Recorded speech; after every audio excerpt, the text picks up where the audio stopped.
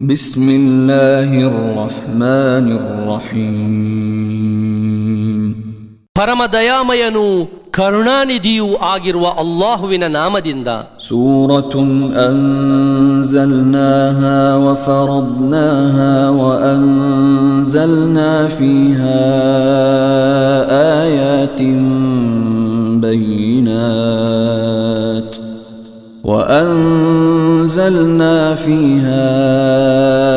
آيات بينات لعلكم تذكرون ಇದು ನಾವು ಅವತೀರ್ಣಗೊಳಿಸಿರುವ ಮತ್ತು ಶಾಸನವನ್ನಾಗಿ ಮಾಡಿರುವ ಒಂದು ಅಧ್ಯಾಯವಾಗಿದೆ. ನೀವು ಚಿಂತಿಸಿ ಗ್ರಹಿಸುವುದಕ್ಕಾಗಿ ನಾವು ಇದರಲ್ಲಿ ಸ್ಪಷ್ಟವಾದ ದೃಷ್ಟಾಂತಗಳನ್ನು ಅವತೀರ್ಣಗೊಳಿಸಿರುವೆವು. ಅಜ್ಜಾನಿಯತು ವಜ್ಜಾನಿ ಫಜ್ಲಿದು ಕುಲ್ಲ ವಾಹಿದಿನ್ ಮಿನ್ಹುಮಾ ಮಿಅತ ಜಲ್ದಹ ولا تأخذكم بهما رأفة في دين الله إن كنتم تؤمنون بالله واليوم الآخر وليشهد عذابهما طائفة من المؤمنين. ವ್ಯಭಿಚಾರಿ ಮತ್ತು ವ್ಯಭಿಚಾರಿಣಿಗಳಲ್ಲಿ ಪ್ರತಿಯೊಬ್ಬರಿಗೂ ನೀವು 100 ಚಡಿಯೇಟುಗಳನ್ನು ಬಾರಿಸಿರಿ. ನೀವು ಅಲ್ಲಾಹುವಿನಲ್ಲಿ ಮತ್ತು ಅಂತ್ಯದಿನದಲ್ಲಿ ವಿಶ್ವಾಸವಿಡುವವರಾಗಿದ್ದರೆ ಅಲ್ಲಾಹುವಿನ ಧರ್ಮದಲ್ಲಿ ಅದನ್ನು ಜಾರಿಗೊಳಿಸುವ ವಿಷಯದಲ್ಲಿ ಅವರೊಂದಿಗಿರುವ ಅನುಕಂಪವು ನಿಮ್ಮನ್ನು ಹಿಡಿಯದಿರಲಿ. ಅವರಿಗೆ ಶಿಕ್ಷೆ ನೀಡಲಾಗುವ ಸ್ಥಳದಲ್ಲಿ ಸತ್ಯವಿಶ್ವಾಸಿಗಳ ಪೈಕಿ ಒಂದು ಗುಂಪು ಹಾಜರಿರಲಿ. ಅಜ್ಜಾನಿ ಲಾ ಯನ್ಕಿಹು ಇಲ್ಲಾ ಜಾನಿಯತನ್ ಔ ಮುಶ್ರಿಕತನ್ ವಜ್ಜಾನಿಯತು ಲಾ ಯನ್ಕಿಹುಹಾ ಇಲ್ಲಾ ಜಾನಿನ್ ಔ ಮುಶ್ರಿಕ್ ವಹುರ್ರಿಮ ذلك ಅಲಲ್ ಮುಅ್ಮಿನೀನ್. ವ್ಯಭಿಚಾರಿಯು ವ್ಯಭಿಚಾರಿಣಿಯನ್ನು ಅಥವಾ ಬಹುದೇವ ವಿಶ್ವಾಸಿನಿಯನ್ನು ಹೊರತು ವಿವಾಹವಾಗಲಾರನು. ವ್ಯಭಿಚಾರಿಣಿಯನ್ನು ವ್ಯಭಿಚಾರಿ ಅಥವಾ ಬಹುದೇವ ವಿಶ್ವಾಸಿಯ ಹೊರತು ವಿವಾಹವಾಗಲಾರರು. ಅದನ್ನು ಸತ್ಯವಿಶ್ವಾಸಿಗಳ ಮೇಲೆ ನಿಷಿದ್ಧಗೊಳಿಸಲಾಗಿದೆ. ವಲ್ಲದೀನ ಯರ್ಮೂನಲ್ ಮುಹ್ಸನಾತಿ ಥುಮ್ಮ ಲಂ ಯಅತೂ ಬಿಅರ್ಬಅತಿ ಶುಹದಾಅ فاجلدوهم 80 جلدة ولا تقبلوا لهم شهادة أبدا وأولئك هم الفاسقون. ಸುಶೀಲೆಯರ ಮೇಲೆ ವ್ಯಭಿಚಾರ ಆರೋಪ ಮಾಡಿ ತರುವಾಯ 4 ಸಾಕ್ಷಿಗಳನ್ನು ತರದವರಿಗೆ ನೀವು 80 ಚಡಿಯೇಟುಗಳನ್ನು ಬಾರಿಸಿರಿ. ಅವರ ಸಾಕ್ಷ್ಯವನ್ನು ನೀವು ಎಂದಿಗೂ ಸ್ವೀಕರಿಸದಿರಿ. ಧಿಕ್ಕಾರಿಗಳು ಅವರೇ ಆಗಿರುವರು. ಇಲ್ಲಲ್ಲದೀನ ತಾಬೂ ಮಿನ್ ಬಅದಿ ذلك وأصلحوا فإن الله غفور رحيم. ಆದರೆ ತರುವಾಯ ಪಶ್ಚಾತ್ತಾಪಪಟ್ಟು ಸುಧಾರಿಸಿಕೊಂಡವರ ಹೊರತು ಖಂಡಿತವಾಗಿಯೂ ಅಲ್ಲಾಹು ಅತ್ಯಧಿಕ ಕ್ಷಮಿಸುವವನು ಅಪಾರ ಕರುಣೆಯುಳ್ಳವನು ಆಗಿರುವನು. ವಲ್ಲದೀನ ಯರ್ಮೂನ ಅಜ್ವಾಜಹುಂ ವಲಂ ಯಕುನ್ ಲಹುಂ ಶುಹದಾಉ ಇಲ್ಲಾ ಅನ್ಫುಸುಹುಂ فشهادة أحدهم 4 شهادات بالله إنه لمن الصادقين. ತಮ್ಮ ಪತ್ನಿಯರ ಮೇಲೆ ವ್ಯಭಿಚಾರ ಆರೋಪ ಮಾಡುವವರು ಮತ್ತು ಅದಕ್ಕಾಗಿ ಸ್ವತಃ ತಮ್ಮ ಹೊರತು ಇನ್ನಾವ ಸಾಕ್ಷಿಗಳೂ ಇರದವರು ಯಾರೋ ಅವರಲ್ಲಿ ಪ್ರತಿಯೊಬ್ಬರ ಸಾಕ್ಷ್ಯವು ಖಂಡಿತವಾಗಿಯೂ ತಾನು ಸತ್ಯ ನುಡಿಯುವವರಲ್ಲಿ ಸೇರಿದವನಾಗಿರುವೆನು ಎಂದು ಅಲ್ಲಾಹುವಿನ ಹೆಸರಲ್ಲಿ 4 ಬಾರಿ ಸಾಕ್ಷ್ಯ ವಹಿಸುವುದಾಗಿದೆ. ವಲ್ ಖಾಮಿಸತು ಅನ್ನ ಲಅನತಲ್ಲಾಹಿ ಅಲೈಹಿ ಇನ್ ಕಾನ ಮಿನಲ್ ಕಾದಿಬೀನ್. 5ನೇಯದಾಗಿ ತಾನು ಸುಳ್ಳು ಹೇಳುವವರಲ್ಲಿ ಸೇರಿದವನಾಗಿದ್ದರೆ ಅಲ್ಲಾಹುವಿನ ಶಾಪವು ತನ್ನ ಮೇಲಿರಲಿ ಎಂದು ಅವನು ಹೇಳಬೇಕಾಗಿದೆ. ويدرأ عنها العذاب أن تشهد 4 شهادات بالله إنه لمن الكاذبين. ಖಂಡಿತವಾಗಿಯೂ ಅವನು ಸುಳ್ಳು ನುಡಿಯುವವರಲ್ಲಿ ಸೇರಿದವನಾಗಿರುವನು ಎಂದು ಅಲ್ಲಾಹುವಿನ ಹೆಸರಲ್ಲಿ ಆಕೆ 4 ಬಾರಿ ಸಾಕ್ಷ್ಯ ವಹಿಸುವುದಾದರೆ ಅದು ಅವಳನ್ನು ಶಿಕ್ಷೆಯಿಂದ ವಿಮುಕ್ತಿಗೊಳಿಸುತ್ತದೆ. والخامسة أن غضب الله عليها إن كان من الصادقين. 5ನೇದಾಗಿ ಅವನು ಸತ್ಯ ಹೇಳುವವರಲ್ಲಿ ಸೇರಿದವನಾಗಿದ್ದರೆ ಅಲ್ಲಾಹುವಿನ ಕ್ರೋಧವು ತನ್ನ ಮೇಲಿರಲಿ ಎಂದು ಆಕೆ ಹೇಳಬೇಕಾಗಿದೆ. ولولا فضل الله عليكم ورحمته وأن الله تواب حكيم. ನಿಮ್ಮ ಮೇಲೆ ಅಲ್ಲಾಹುವಿನ ಅನುಗ್ರಹ ಮತ್ತು ಕಾರುಣ್ಯವು ಇಲ್ಲದಿರುತ್ತಿದ್ದರೆ ಮತ್ತು ಅಲ್ಲಾಹು ಅತ್ಯಧಿಕ ಪಶ್ಚಾತ್ತಾಪ ಸ್ವೀಕರಿಸುವವನು ಯುಕ್ತಿಪೂರ್ಣನೂ ಆಗಿರದಿರುತ್ತಿದ್ದರೆ ನಿಮ್ಮ ಸ್ಥಿತಿ ಏನಾಗಿರುತ್ತಿತ್ತು? ಇನ್ನಲ್ಲದೀನ ಜಾಊ ಬಿಲ್ ಇಫ್ಕಿ ಉಸ್ಬತುಂ ಮಿನ್ಕುಂ ಲಾ ತಹ್ಸಬೂಹು ಶರ್ರನ್ ಲಕುಂ ಬಲ್ ಹುವ ಖೈರುನ್ ಲಕುಂ ಲಿಕುಲ್ಲಿ ಇಮ್ರಿಇಂ ಮಿನ್ಹುಂ ಮಕ್ತಸಬ ಮಿನಲ್ ಇಸ್ಮ್ والذي تولى كبره منهم له عذاب عظيم. ಖಂಡಿತವಾಗಿಯೂ ಆ ಸುಳ್ಳು ಸುದ್ದಿಯನ್ನು ತಂದವರು ನಿಮ್ಮಲ್ಲಿರುವ ಒಂದು ಗುಂಪಿನವರೇ ಆಗಿರುವರು. ಅದು ನಿಮಗೆ ಹಾನಿಕರವೆಂದು ನೀವು ಭಾವಿಸದಿರಿ, ಅಲ್ಲ, ಅದು ನಿಮಗೆ ಒಳಿತಾಗಿದೆ. ಅವರಲ್ಲಿ ಪ್ರತಿಯೊಬ್ಬನಿಗೂ ಅವನು ಸಂಪಾದಿಸಿದ ಪಾಪವಿರುವುದು. ಅವರ ಪೈಕಿ ಅದರ ನಾಯಕತ್ವ ವಹಿಸಿದವನಾರೋ ಅವನಿಗೆ ಘೋರವಾದ ಶಿಕ್ಷೆ ಇದೆ. ಲೌಲಾ ಇದ್ ಸಮಿಅ್ತುಮೂಹು ظನ್ನಲ್ ಮುಅ್ಮಿನೂನ ವಲ್ ಮುಅ್ಮಿನಾತು ಬಿಅನ್ಫುಸಿಹಿಂ ಖೈರನ್ ವಕಾಲೂ ಹಾದಾ ಇಫ್ಕುಂ ಮುಬೀನ್. ನೀವು ಅದನ್ನು ಆಲಿಸಿದ ಸಂದರ್ಭದಲ್ಲಿ ಸತ್ಯವಿಶ್ವಾಸಿಗಳು ಮತ್ತು ಸತ್ಯವಿಶ್ವಾಸಿನಿಯರು ತಮ್ಮದೇ ಜನರ ಬಗ್ಗೆ ಸದ್ಭಾವನೆಯನ್ನಿಟ್ಟು ಇದು ಸ್ಪಷ್ಟವಾದ ಸುಳ್ಳಾರೋಪವಾಗಿದೆ ಎಂದು ಯಾಕೆ ಹೇಳಲಿಲ್ಲ?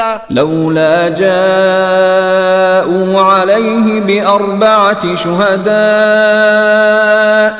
فإذ لم يأتوا بالشهداء فأولئك عند الله هم الكاذبون. ಅವರು ಅದಕ್ಕೆ 4 ಸಾಕ್ಷಿಗಳನ್ನೇಕೆ ತರಲಿಲ್ಲ?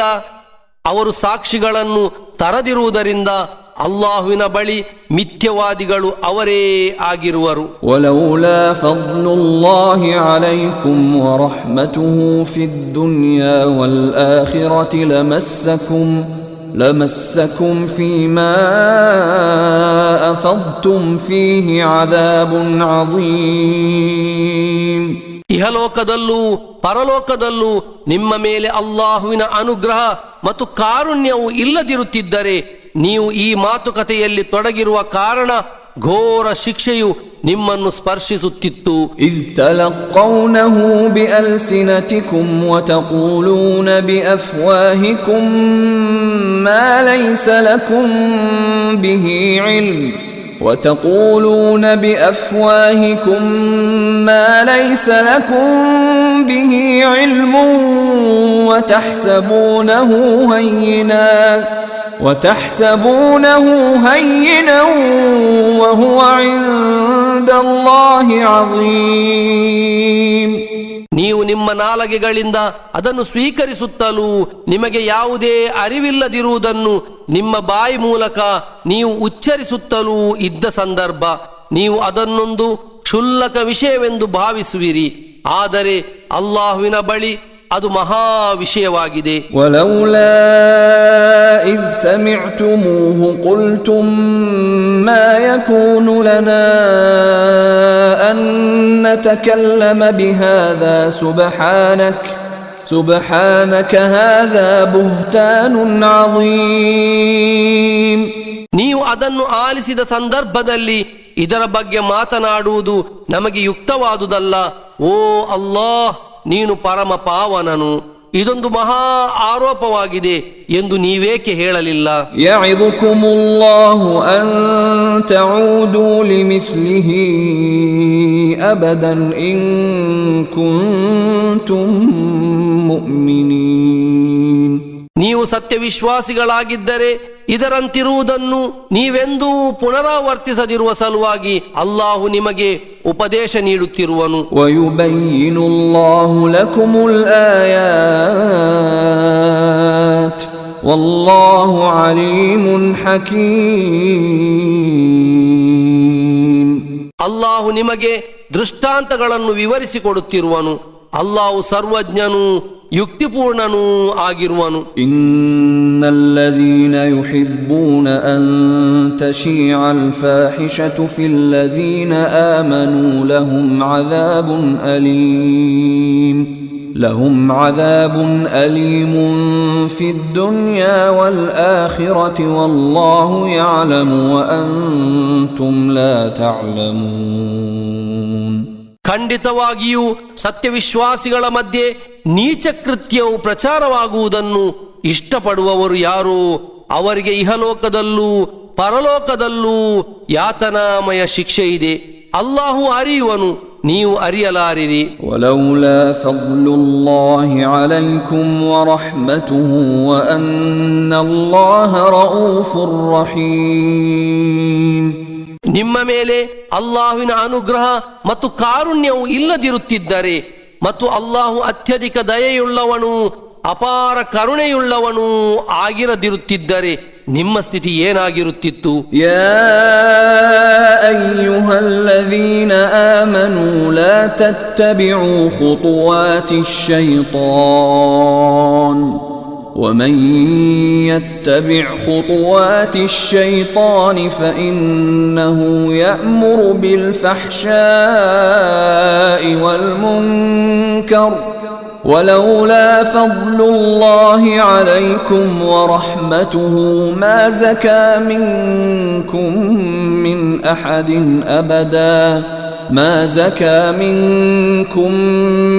أحد أبدا ولكن الله يزكي من يشاء والله سميع عليم.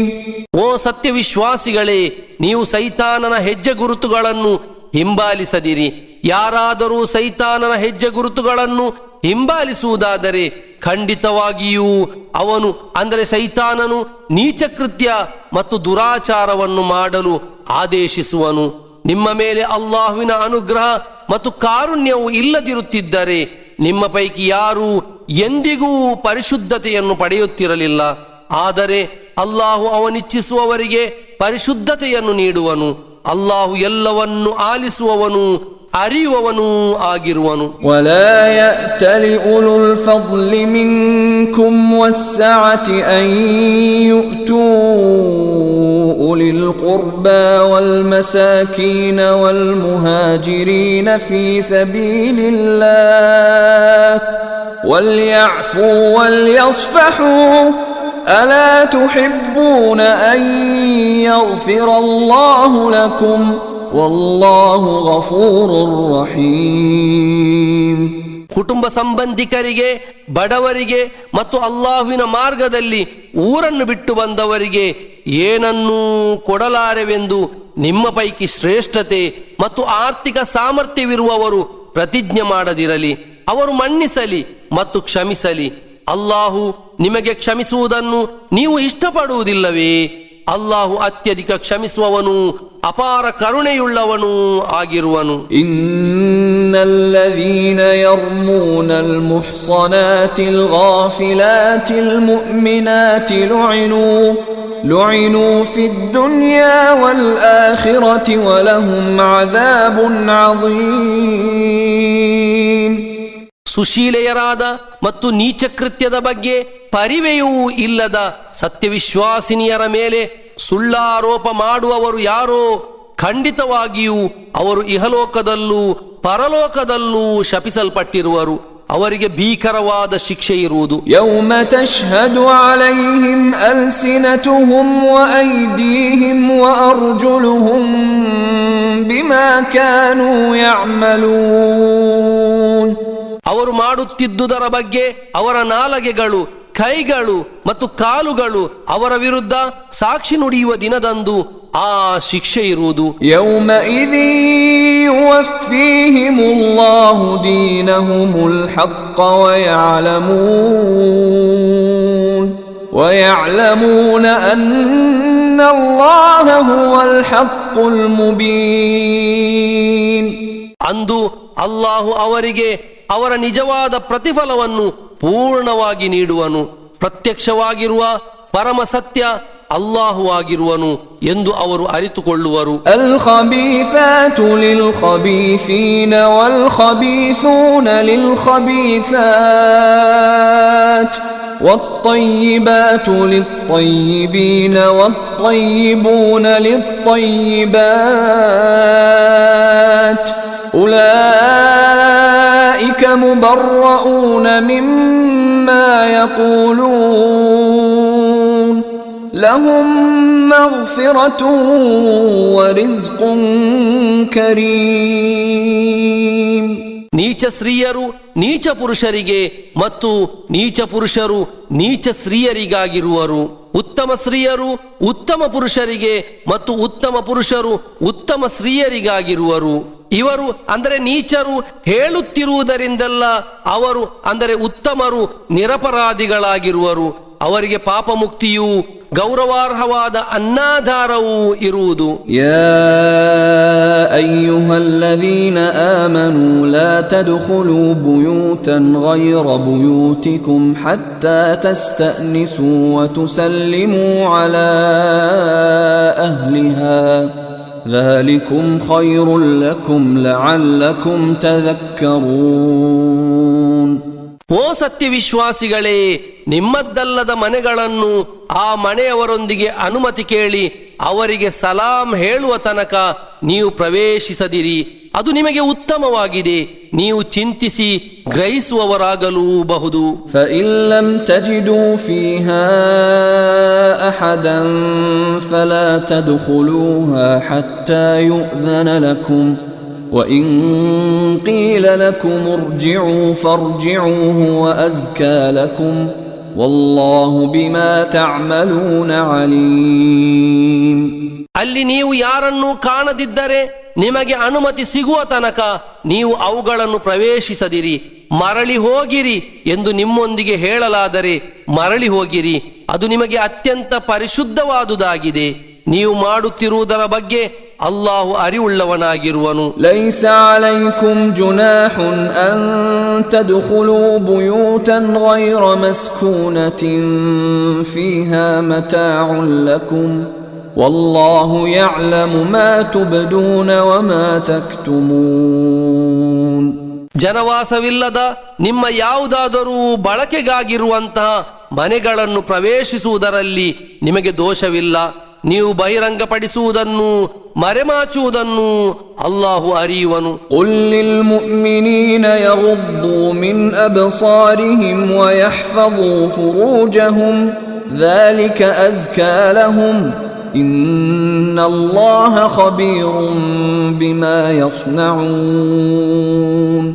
ಓ ಪ್ರವಾದಿಯವರೇ, ಸತ್ಯವಿಶ್ವಾಸಿಗಳೊಂದಿಗೆ ಅವರು ತಮ್ಮ ದೃಷ್ಟಿಗಳನ್ನು ತಗ್ಗಿಸುವಂತೆ ಮತ್ತು ತಮ್ಮ ಗುಪ್ತಾಂಗಗಳನ್ನು ಕಾಪಾಡಿಕೊಳ್ಳುವಂತೆ ಹೇಳಿರಿ. ಅದು ಅವರಿಗೆ ಅತ್ಯಂತ ಪರಿಶುದ್ಧವಾದುದಾಗಿದೆ. ಖಂಡಿತವಾಗಿಯೂ ಅವರು ಮಾಡುತ್ತಿರುವುದರ ಬಗ್ಗೆ ಅಲ್ಲಾಹು ಸೂಕ್ಷ್ಮವಾಗಿ ಅರಿಯುವವನಾಗಿರುವನು. ವಕುಲ್ ಲಿಲ್ ಮುಅ್ಮಿನಾತಿ ಯಗ್ದುದ್ನ ಮಿನ್ ಅಬ್ಸಾರಿಹಿನ್ನ ವಯಹ್ಫಜ್ನ ಫುರೂಜಹುನ್ನ ವಲಾ ಯುಬ್ದೀನ ಝೀನತಹುನ್ನ ಇಲ್ಲಾ ಮಾ ظهر ಮಿನ್ಹಾ وليضربن بخمرهن على جيوبهن ولا يبدين زينتهن إلا لبعولتهن أو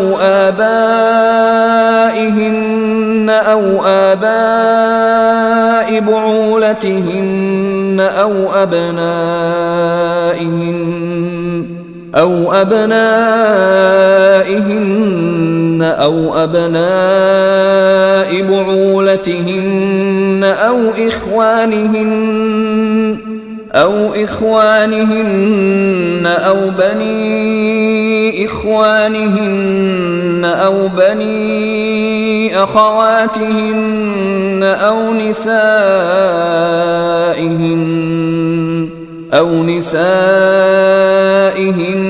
أو ما ملكت أيمانهن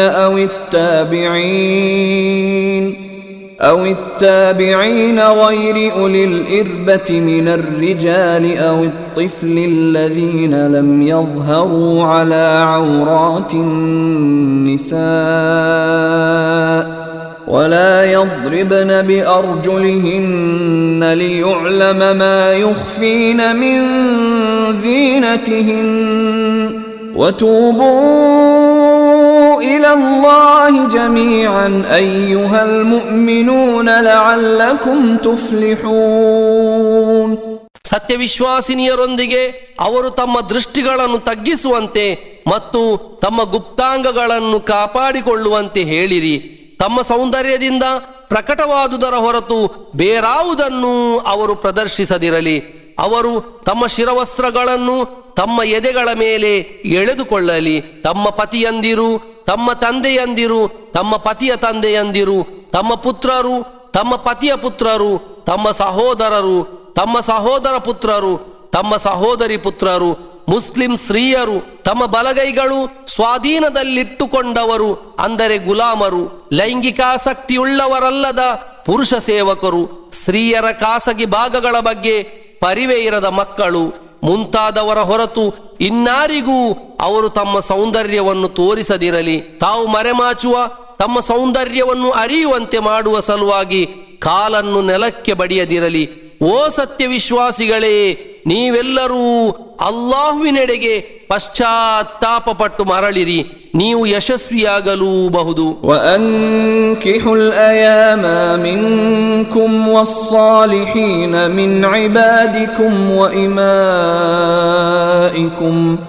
إن يكونوا فقراء يغنهم الله من فضله والله واسع عليم.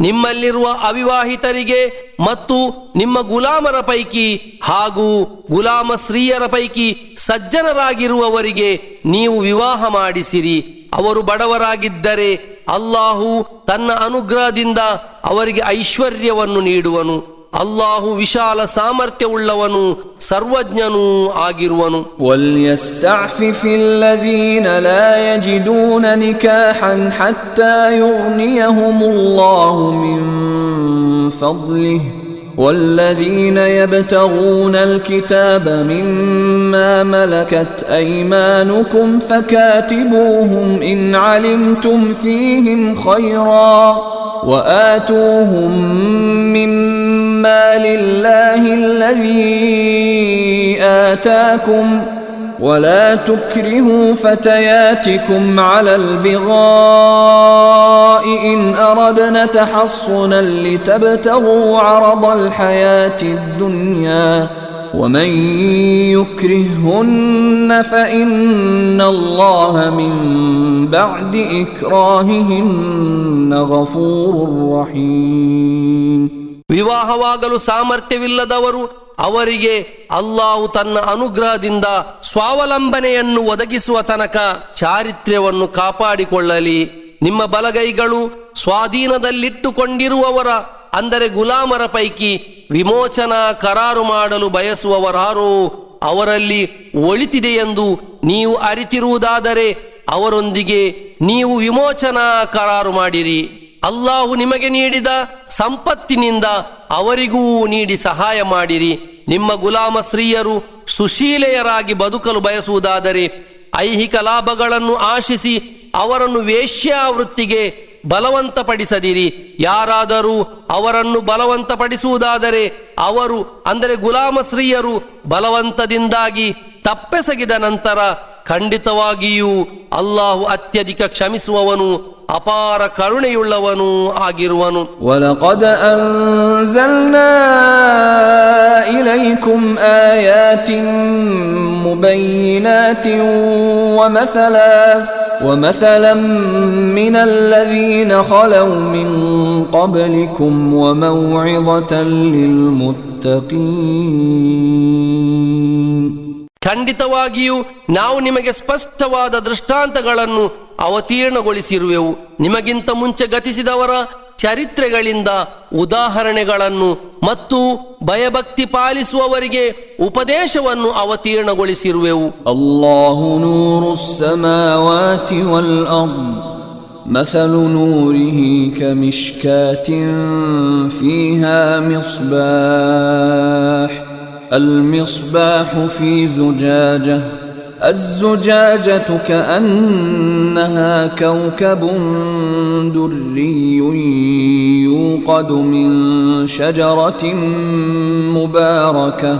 يوقد من شجرة مباركة زيتونة لا شرقية ولا غربية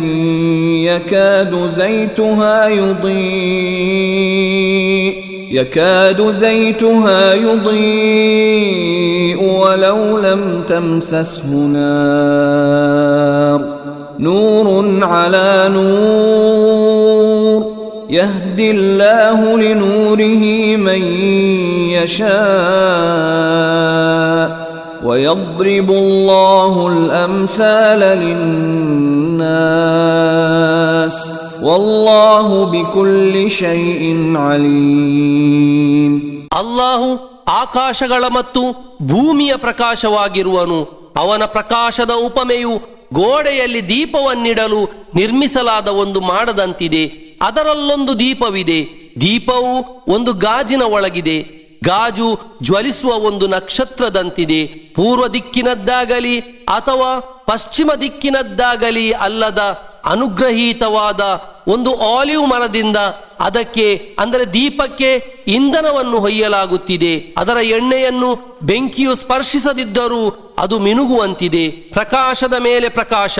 ಅಲ್ಲಾಹು ಅವನಿಚ್ಛಿಸುವವರನ್ನು ತನ್ನ ಪ್ರಕಾಶದೆಡೆಗೆ ಮುನ್ನಡೆಸುವನು. ಅಲ್ಲಾಹು ಜನರಿಗಾಗಿ ಉಪಮೆಗಳನ್ನು ವಿವರಿಸುವನು. ಅಲ್ಲಾಹು ಸರ್ವ ವಿಷಯಗಳ ಬಗ್ಗೆ ಅರಿವುಳ್ಳವನಾಗಿರುವನು. ಫೀ ಬುಯೂತಿನ್ ಅದಿನ ಅಲ್ಲಾಹು ಅನ್ ತುರ್ಫಅ ವ ಯುذ್ಕರ ಫೀಹಾ ಇಸ್ಮುಹು ಯುಸಬ್ಬಿಹು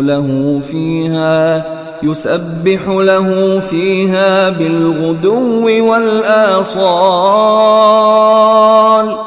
رجال لا تلهيهم تجارة ولا بيع عن ذكر الله وإقام الصلاة وإيتاء الزكاة يخافون يوما تتقلب فيه القلوب والأبصار. ಆ ಪ್ರಕಾಶವಿರುವುದು ಉನ್ನತವಾಗಲು ಮತ್ತು ತನ್ನ ನಾಮವು ಸ್ಮರಿಸುವಂತಾಗಲು ಅಲ್ಲಾಹು ಅಪ್ಪಣೆ ನೀಡಿರುವ ಕೆಲವು ಭವನಗಳಲ್ಲಾಗಿದೆ. ಪ್ರಭಾತಗಳಲ್ಲೂ ಮುಸ್ಸಂಜೆಗಳಲ್ಲೂ ಕೆಲವು ಪುರುಷರು ಅವುಗಳಲ್ಲಿ ಅವನ ಮಹತ್ವವನ್ನು ಕೊಂಡಾಡುತ್ತಿರುವರು. ಅಲ್ಲಾಹುವನ್ನು ಸ್ಮರಿಸುವುದರಿಂದ, ನಮಾಜ್ ಸಂಸ್ಥಾಪಿಸುವುದರಿಂದ ಮತ್ತು ಜಕಾತ್ ನೀಡುವುದರಿಂದ ವ್ಯಾಪಾರವಾಗಲಿ ಕ್ರಯ ವಿಕ್ರಯವಾಗಲಿ ಅವರ ಗಮನವನ್ನು ಬೇರೆಡೆಗೆ ಸೆಳೆಯಲಾರದು. ಹೃದಯಗಳು ಮತ್ತು ಕಣ್ಣುಗಳು ಉರುಳುವ ಒಂದು ದಿನವನ್ನು ಅವರು ಭಯಪಡುತ್ತಿರುವರು. ಲಿಯಜ್ಜಿಯಹುಮುಲ್ಲಾಹು ಅಹ್ಸನ ಮಾ ಅಮಿಲು ವಯಜೀದಹುಂ ಮಿನ್ ಫದ್ಲಿಹಿ ವಲ್ಲಾಹು ಯರ್ಜುಕು ಮನ್ ಯಶಾಅು ಬಿಗೈರಿ ಹಿಸಾಬ್. ಅಲ್ಲಾಹು ಅವರ ಕರ್ಮಗಳಿಗಾಗಿ ಅವರಿಗೆ ಅತ್ಯುತ್ತಮ ಪ್ರತಿಫಲವನ್ನು ನೀಡುವ ಸಲುವಾಗಿ ಮತ್ತು ಅವನ ಅನುಗ್ರಹದಿಂದ ಅವರಿಗೆ ಹೆಚ್ಚುವರಿಯಾಗಿ ನೀಡುವ ಸಲುವಾಗಿ ಅಲ್ಲಾಹು ಅವನಿಚ್ಛಿಸುವವರಿಗೆ ಲೆಕ್ಕವಿಲ್ಲದೆ ದಯಪಾಲಿಸುವನು. والذين كفروا أعمالهم كسراب بقيعة يحسبه الظمآن ماء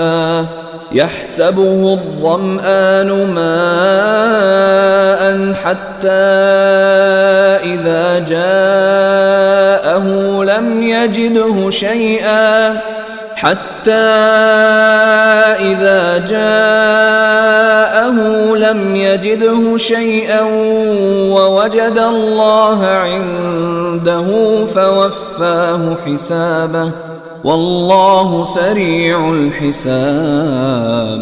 ಅವಿಶ್ವಾಸಿಗಳಾರೋ ಅವರ ಕರ್ಮಗಳು ಮರುಭೂಮಿಯಲ್ಲಿರುವ ಮರೀಚಿಕೆಯಂತಾಗಿದೆ. ಬಾಯಾರಿದವನು ಅದನ್ನು ನೀರೆಂದು ಭಾವಿಸುವನು. ಕೊನೆಗೆ ಅವನು ಅದರ ಬಳಿಗೆ ಬಂದಾಗ ಅಲ್ಲಿ ಏನನ್ನೂ ಕಾಣಲಾರನು. ಆದರೆ ಅವನು ತನ್ನ ಬಳಿ ಅಲ್ಲಾಹುವನ್ನು ಕಾಣುವನು. ಆಗ ಅಲ್ಲಾಹು ಅವನಿಗೆ ಅವನ ಲೆಕ್ಕವನ್ನು ಪೂರ್ಣವಾಗಿ ತೀರಿಸಿಕೊಡುವನು. ಅಲ್ಲಾಹು ಅತಿ ವೇಗವಾಗಿ ವಿಚಾರಣೆ ಮಾಡುವವನಾಗಿರುವನು. أو كظلمات في بحر لجي يغشاه موج من فوقه سحاب ظلمات بعضها فوق بعض إذا أخرج يده لم يكد يراها ومن لم يجعل الله له نورا فما له من نور. ಅಥವಾ ಅವರ ಕರ್ಮಗಳ ಉದಾಹರಣೆಯು ಸಮುದ್ರದಾಳದಲ್ಲಿರುವ ಅಂಧಕಾರಗಳಂತಿದೆ. ಅಲೆಗಳು ಅದನ್ನು ಅಂದರೆ ಕಡಲನ್ನು ಮುಚ್ಚುತ್ತವೆ. ಅದರ ಮೇಲೆಯೂ ಅಲೆಗಳು, ಅದರ ಮೇಲೆ ಕಾರ್ಮೋಡಗಳು, ಒಂದರ ಮೇಲೆ ಒಂದರಂತಿರುವ ಅನೇಕ ಅಂಧಕಾರಗಳು. ಅವನು ತನ್ನ ಕೈಯನ್ನು ಹೊರಚಾಚಿದರೆ ಅದನ್ನು ಅವನು ಕಾಣಲಾರನು. ಅಲ್ಲಾಹು ಯಾರಿಗೆ ಪ್ರಕಾಶವನ್ನು ನೀಡಲಿಲ್ಲವೋ ಅವನಿಗೆ ಪ್ರಕಾಶವೇ ಇಲ್ಲ. ಅಲಂ ತರ ಅನ್ನಲ್ಲಾಹ ಯುಸಬ್ಬಿಹು ಲಹು ಮನ್ ಫಿಸ್ ಸಮಾವಾತಿ ವಲ್ ಅರ್ದಿ ವತ್-ತೈರು ಸಾಫ್ಫಾತ್ ಕುಲ್ಲುನ್ क़द ಅಲಿಮ ಸಲಾತಹು ವ ತಸ್ಬೀಹಹು ವಲ್ಲಾಹು ಅಲೀಮುನ್ ಬಿಮಾ ಯಫ್ಅಲೂನ್. ಆಕಾಶಗಳಲ್ಲಿರುವವರು, ಭೂಮಿಯಲ್ಲಿರುವವರು ಮತ್ತು ರೆಕ್ಕೆಯನ್ನು ಹರಡಿಕೊಂಡಿರುವ ಹಕ್ಕಿಗಳು ಅಲ್ಲಾಹುವಿನ ಕೀರ್ತನೆ ಮಾಡುವುದನ್ನು ತಾವು ಕಂಡಿಲ್ಲವೇ? ಪ್ರತಿಯೊಬ್ಬರಿಗೂ ಅವರ ಪ್ರಾರ್ಥನೆ ಮತ್ತು ಕೀರ್ತನೆ ಹೇಗೆಂಬ ಅರಿವಿದೆ. ಅವರು ಮಾಡುತ್ತಿರುವುದರ ಬಗ್ಗೆ ಅಲ್ಲಾಹು ಅರಿವುಳ್ಳವನಾಗಿರುವನು. ವಲಿಲ್ಲಾಹಿ ಮುಲ್ಕುಸ್ ಸಮಾವಾತಿ ವಲ್ ಅರ್ದಿ ವ ಇಲಲ್ಲಾಹಿಲ್ ಮಸೀರ್. ಆಕಾಶಗಳ ಮತ್ತು ಭೂಮಿಯ ಆಧಿಪತ್ಯವು ಅಲ್ಲಾಹುವಿನದ್ದಾಗಿದೆ, ಮರಳುವಿಕೆಯು ಅಲ್ಲಾಹುವಿನೆಡೆಗಾಗಿದೆ. ಅಲಂ ತರ ಅನ್ನಲ್ಲಾಹ ಯುಸ್ಜಿ ಸಹಾಬನ್ ಥುಮ್ಮ ಯುಅಲ್ಲಿಫು ಬೈನಹು ಥುಮ್ಮ ಯಜಅಲುಹು ರುಕಾಮನ್ فترى الودق يخرج من خلاله وينزل من السماء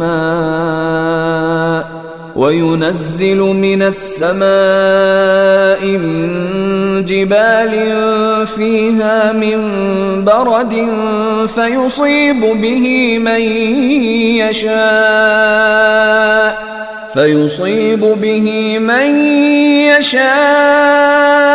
ويصرفه عن من يشاء يكاد سنا برقه يذهب بالأبصار. ಅಲ್ಲಾಹು ಮೋಡಗಳನ್ನು ತಳ್ಳುತ್ತಾ ತರುವಾಯ ಅವು ಪರಸ್ಪರ ಬೆಸೆಯುವಂತೆ ಮಾಡಿ ತರುವಾಯ ಅವನು ಅದನ್ನು ಒಂದರ ಮೇಲೊಂದರಂತೆ ಪದರ ಪದರವಾಗಿ ರಾಶಿ ಮಾಡುವುದನ್ನು ತಾವು ಕಂಡಿಲ್ಲವೇ? ಆಗ ಅದರ ನಡುವಿನಿಂದ ಮಳೆ ನೀರು ಹೊರಬರುವುದನ್ನು ತಾವು ಕಾಣುವಿರಿ. ಆಕಾಶದಿಂದ ಅಲ್ಲಿರುವ ಬೆಟ್ಟಗಳಂತಹ ಮೋಡಗಳ ರಾಶಿಗಳಿಂದ ಅವನು ಆಲಿಕಲ್ಲುಗಳನ್ನು ಇಳಿಸುವನು. ತರುವಾಯ ಅವನಿಚ್ಛಿಸುವವರಿಗೆ ಅದನ್ನು ತಗುಲಿಸುವನು. ಅವನಿಚ್ಛಿಸುವವರಿಂದ ಅದನ್ನು ತಿರುಗಿಸಿ ಬಿಡುವನು. ಅದರ ಮಿಂಚಿನ ಹೊಳಪು ದೃಷ್ಟಿಗಳನ್ನು ಕಿತ್ತುಕೊಳ್ಳುವಂತಿದೆ. ಯುಕಲ್ಲಿಬುಲ್ಲಾಹು ಅಲ್-ಲೈಲ ವನ್-ನಹಾರ್ ಇನ್ನ ಫೀ ذلك ಲಇಬ್ರತನ್ ಲಿಉಲಿಲ್ ಅಬ್ಸಾರ್. ಅಲ್ಲಾಹು ರಾತ್ರಿ ಮತ್ತು ಹಗಲನ್ನು ಬದಲಾವಣೆಗೊಳಿಸುತ್ತಿರುವನು. ಖಂಡಿತವಾಗಿಯೂ ದೃಷ್ಟಿಯುಳ್ಳವರಿಗೆ ಅದರಲ್ಲಿ ಒಂದು ನೀತಿ ಪಾಠವಿದೆ. ವಲ್ಲಾಹು ಖಲಕ ಕುಲ್ಲ ದಾಬ್ಬತಿನ್ ಮಿನ್ ಮಾ فمنهم من يمشي على بطنه ومنهم من يمشي على رجلين ومنهم من يمشي على أربع يخلق الله ما يشاء إن الله على كل شيء قدير. ಅಲ್ಲಾಹು ಸರ್ವ ಜೀವರಾಶಿಗಳನ್ನು ನೀರಿನಿಂದ ಸೃಷ್ಟಿಸಿರುವನು. ಅವುಗಳಲ್ಲಿ ಉದರದ ಮೇಲೆ ತೆವಳುತ್ತಾ ಚಲಿಸುವವುಗಳಿವೆ, ಅವುಗಳಲ್ಲಿ 2 ಕಾಲುಗಳ ಮೇಲೆ ಚಲಿಸುವವುಗಳಿವೆ, ಅವುಗಳಲ್ಲಿ 4 ಕಾಲುಗಳಲ್ಲಿ ಚಲಿಸುವವುಗಳಿವೆ. ಅಲ್ಲಾಹು ಅವನಿಚ್ಛಿಸುವುದನ್ನು ಸೃಷ್ಟಿಸುವನು. ಖಂಡಿತವಾಗಿಯೂ ಅಲ್ಲಾಹು ಸರ್ವ ವಿಷಯಗಳಲ್ಲೂ ಸಾಮರ್ಥ್ಯವುಳ್ಳವನಾಗಿರುವನು. ಲಕದ್ ಅನ್ಜಲ್ನಾ ಆಯಾತಿನ್ ಮುಬೈನಾತ್ ವಲ್ಲಾಹು ಯಹ್ದಿ ಮನ್ ಯಶಾಉ ಇಲಾ ಸಿರಾತಿನ್ ಮುಸ್ತಕೀಮ್.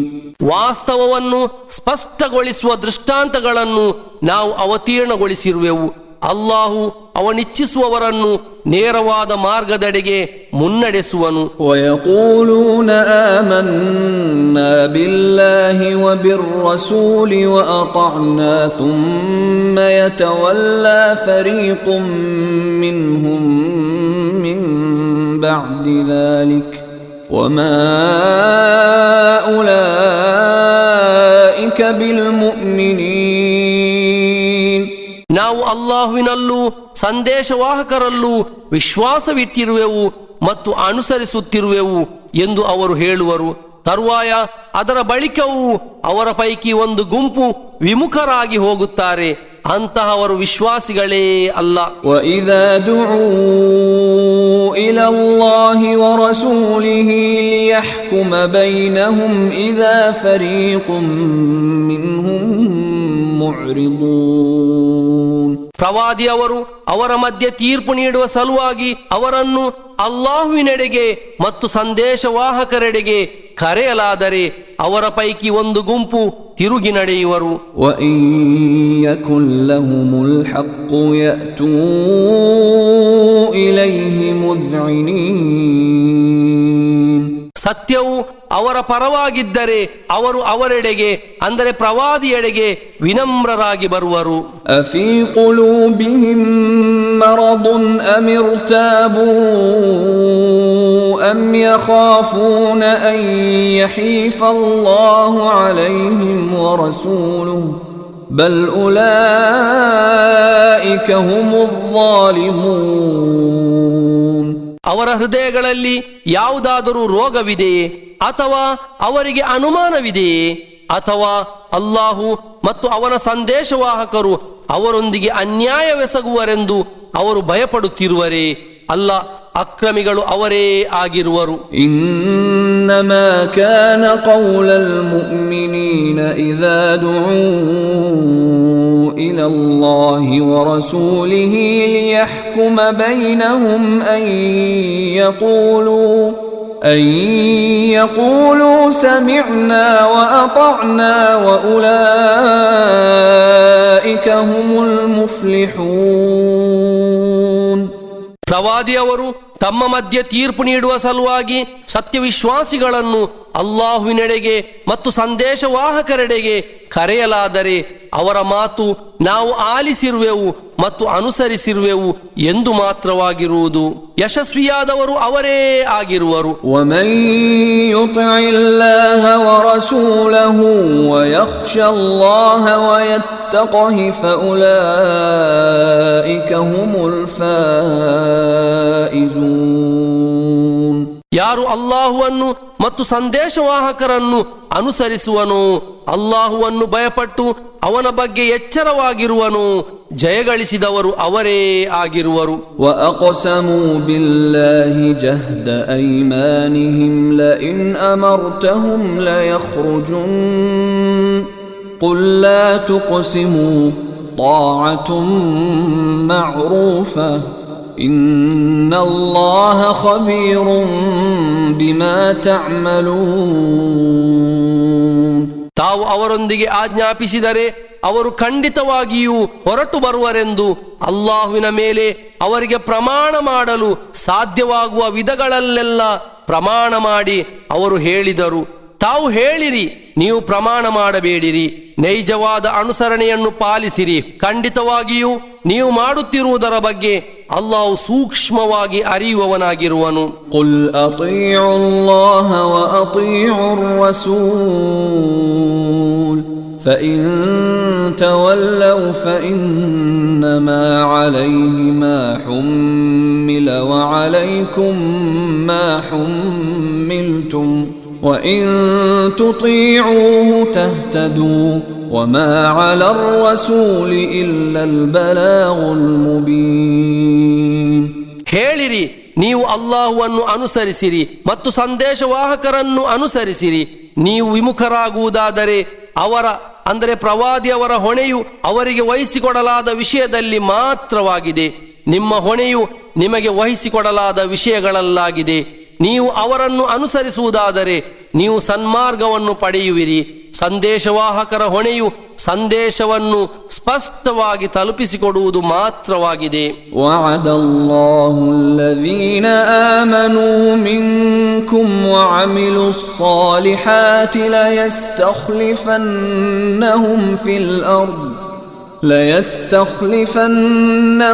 في الأرض كما استخلف الذين من قبلهم وليمكنن لهم دينهم الذي ارتضى لهم وليبدلنهم من بعد خوفهم أمنا يعبدونني لا يشركون بي شيئا ومن كفر بعد ذلك فأولئك هم الفاسقون. ನಿಮ್ಮ ಪೈಕಿ ವಿಶ್ವಾಸವಿಟ್ಟವರು ಮತ್ತು ಸತ್ಕರ್ಮವೆಸಗಿದವರೊಂದಿಗೆ ಅಲ್ಲಾಹು ಅವರಿಗಿಂತ ಮುಂಚಿನವರಿಗೆ ಭೂಮಿಯಲ್ಲಿ ಪ್ರಾತಿನಿಧ್ಯವನ್ನು ನೀಡಿದಂತೆ ಖಂಡಿತವಾಗಿಯೂ ಅವನು ಅವರಿಗೂ ಪ್ರಾತಿನಿಧ್ಯವನ್ನು ನೀಡುವನು. ಅವನು ಅವರಿಗೆ ಸಂತೃಪ್ತಿಯಿಂದ ನೀಡಿದ ಅವರ ಧರ್ಮದ ವಿಷಯದಲ್ಲಿ ಅವನು ಅವರಿಗೆ ಅಧಿಕಾರವನ್ನು ನೀಡುವನು ಮತ್ತು ಅವರಿಗುಂಟಾದ ಭಯಭೀತಿಯ ಬಳಿಕ ಅವನು ಅವರಿಗೆ ನಿರ್ಭೀತಿಯನ್ನು ಬದಲಿಸಿಕೊಡುವನು ಎಂದು ವಾಗ್ದಾನ ಮಾಡಿರುವನು. ಅವರು ನನ್ನನ್ನು ಮಾತ್ರ ಆರಾಧಿಸುವರು ಮತ್ತು ನನ್ನೊಂದಿಗೆ ಏನನ್ನೂ ಸಹಭಾಗಿಯನ್ನಾಗಿ ಮಾಡಲಾರರು. ಯಾರಾದರೂ ಅದರ ಬಳಿಕವೂ ಕೃತಜ್ಞತೆ ತೋರಿದರೆ ಅವರೇ ಧಿಕ್ಕಾರಿಗಳಾಗಿರುವರು. وأقيموا الصلاة وآتوا الزكاة وأطيعوا الرسول لعلكم ترحمون. ನೀವು ನಮಾಜನ್ನು ಸಂಸ್ಥಾಪಿಸಿರಿ, ಜಕಾತ್ ನೀಡಿರಿ ಮತ್ತು ಸಂದೇಶವಾಹಕರನ್ನು ಅನುಸರಿಸಿರಿ, ನಿಮಗೆ ಕರುಣೆ ಸಿಗಲೂಬಹುದು. لا تحسبن الذين كفروا معجزين في الأرض ومأواهم النار ولبئس المصير.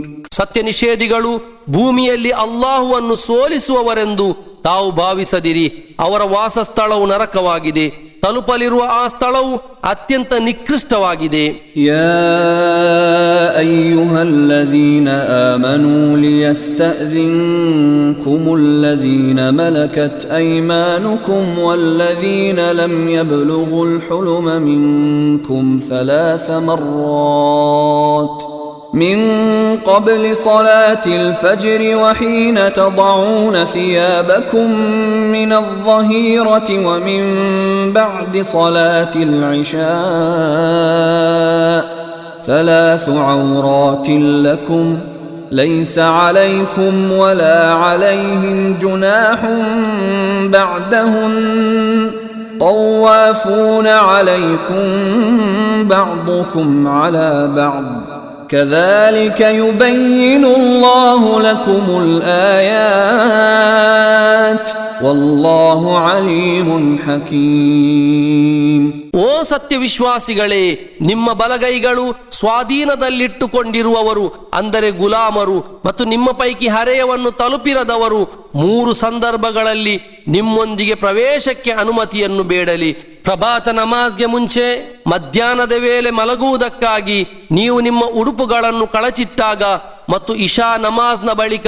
ಇವು ನಿಮ್ಮ 3 ಖಾಸಗಿ ಸಮಯಗಳಾಗಿವೆ. ಈ ಸಮಯಗಳ ಬಳಿಕ ನಿಮಗಾಗಲಿ ಅವರಿಗಾಗಲಿ ಬೆರೆತು ಬದುಕುವುದರಲ್ಲಿ ಯಾವುದೇ ದೋಷವಿಲ್ಲ. ಅವರು ನಿಮ್ಮ ಸುತ್ತಲೂ ಚಲಿಸುತ್ತಿರುವವರಾಗಿರುವರು. ನೀವು ಪರಸ್ಪರ ಬೆರೆತು ಬದುಕುವವರಾಗಿರುವಿರಿ. ಹೀಗೆ ಅಲ್ಲಾಹು ನಿಮಗೆ ದೃಷ್ಟಾಂತಗಳನ್ನು ವಿವರಿಸಿಕೊಡುವನು.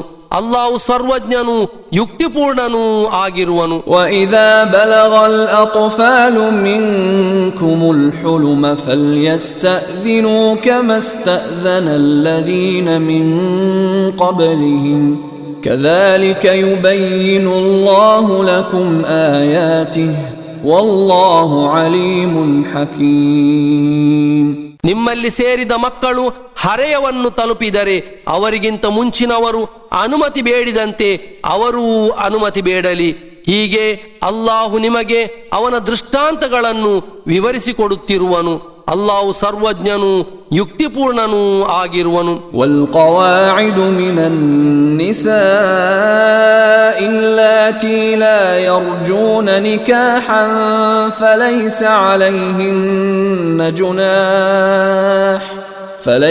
عليهن جناح أن يضعن ثيابهن غير متبرجات بزينة وأن يستعففن خير لهم والله سميع عليم. ವೈವಾಹಿಕ ಬದುಕನ್ನು ಆಶಿಸದ ವೃದ್ಧೆಯರ ಮಟ್ಟಿಗೆ ಸೌಂದರ್ಯವನ್ನು ಪ್ರದರ್ಶಿಸದವರಾಗಿರುತ್ತಾ ತಮ್ಮ ಮೇಲುಡುಪನ್ನು ಕಳಚಿಡುವುದರಲ್ಲಿ ಅವರಿಗೆ ದೋಷವಿಲ್ಲ. ಆದರೆ ಗೌರವವನ್ನು ಕಾಪಾಡಿಕೊಳ್ಳುವುದು ಅವರಿಗೆ ಅತ್ಯುತ್ತಮವಾದುದಾಗಿದೆ. ಅಲ್ಲಾಹು ಎಲ್ಲವನ್ನು ಆಲಿಸುವವನು ಅರಿಯುವವನು ಆಗಿರುವನು. ليس على الأعمى حرج ولا على الأعرج حرج ولا على المريض حرج ولا على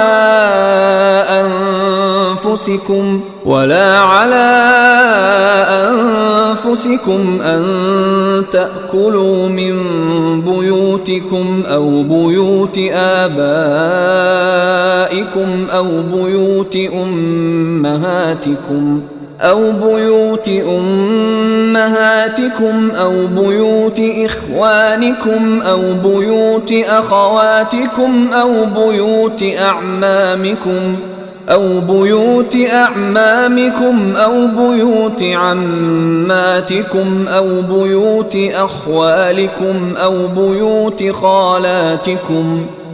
بيوت خالاتكم أو ما ملكتم مفاتحه أو صديقكم ليس عليكم جناح أن تأكلوا جميعا أو أشتاتا فإذا دخلتم بيوتا فسلموا على أنفسكم تحية من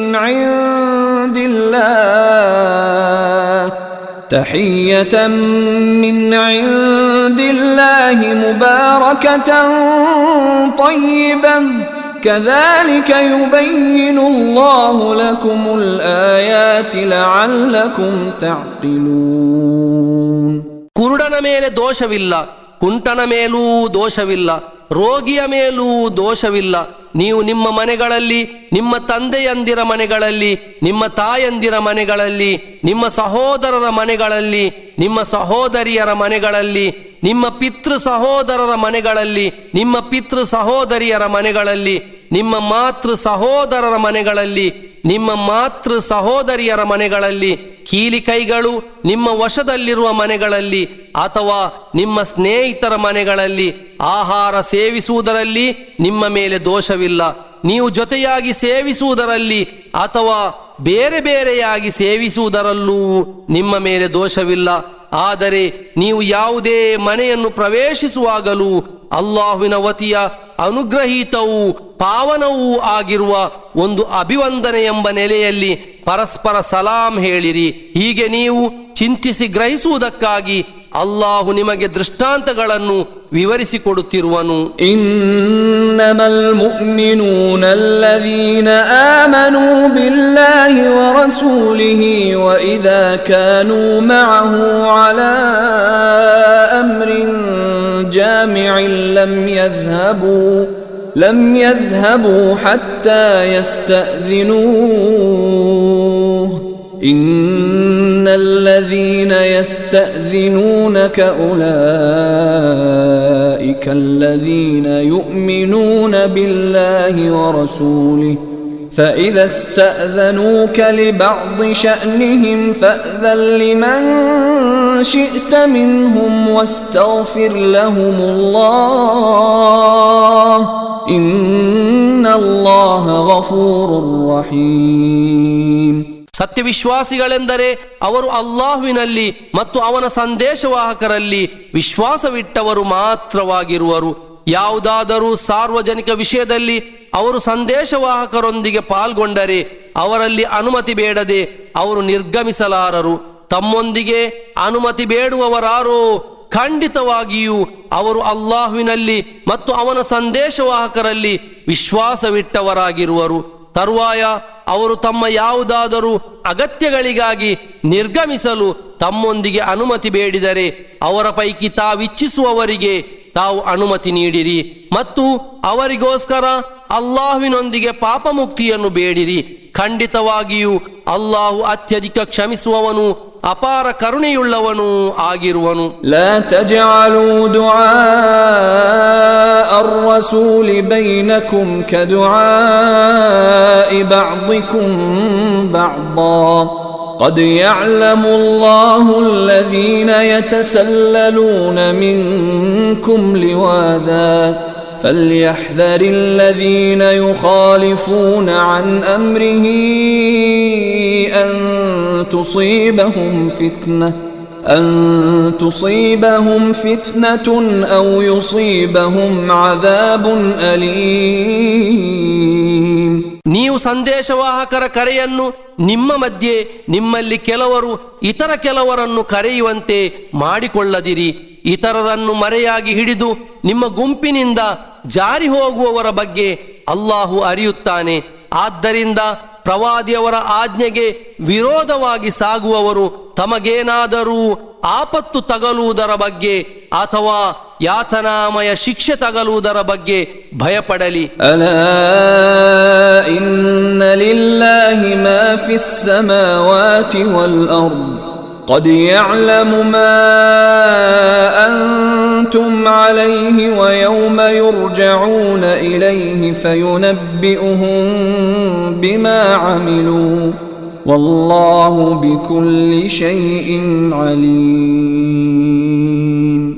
ಅರಿಯಿರಿ, ಖಂಡಿತವಾಗಿಯೂ ಆಕಾಶಗಳಲ್ಲಿ ಮತ್ತು ಭೂಮಿಯಲ್ಲಿರುವುದೆಲ್ಲವೂ ಅಲ್ಲಾಹುವಿನದ್ದಾಗಿವೆ. ನೀವು ಯಾವ ಸ್ಥಿತಿಯಲ್ಲಿರುವಿರೆಂದು ಅವನು ಅರಿತಿರುವನು. ಅವರನ್ನು ಅವನೆಡೆಗೆ ಮರಳಿ ತರಲಾಗುವ ದಿನವನ್ನು ಅವನು ಅರಿತಿರುವನು. ಆಗ ಅವರು ಮಾಡಿಕೊಂಡಿರುವುದರ ಬಗ್ಗೆ ಅವನು ಅವರಿಗೆ ತಿಳಿಸಿಕೊಡುವನು. ಅಲ್ಲಾಹು ಸರ್ವ ವಿಷಯಗಳ ಬಗ್ಗೆ ಅರಿವುಳ್ಳವನಾಗಿರುವನು.